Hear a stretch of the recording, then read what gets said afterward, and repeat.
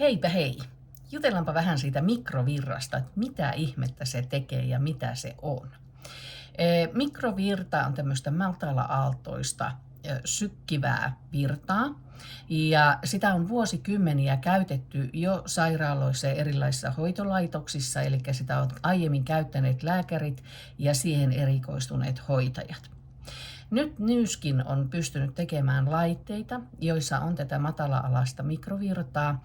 Ja mikrovirta tekee sinne iholle esimerkiksi, se lähtee korjaamaan siellä ihovaurioita, muun muassa jos on tullut niitä pigmenttiläiskiä sinne iholle.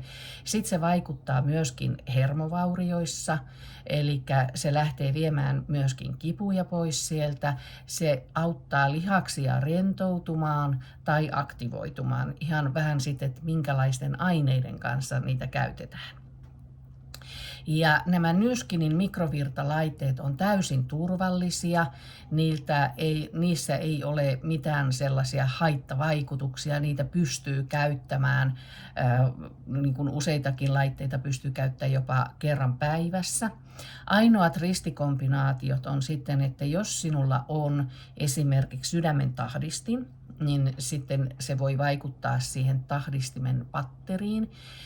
Kasvojen alueella en suosittele mikrovirtaa, jos sinulla on epilepsiaa.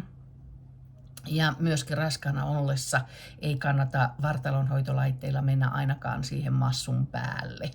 Eli sitten taas toimii erittäin hyvin raskauden jälkeen hoitamaan ja kiinteyttämään sitä revennyttä ihoa, jos sinne on tullut raskausarpia.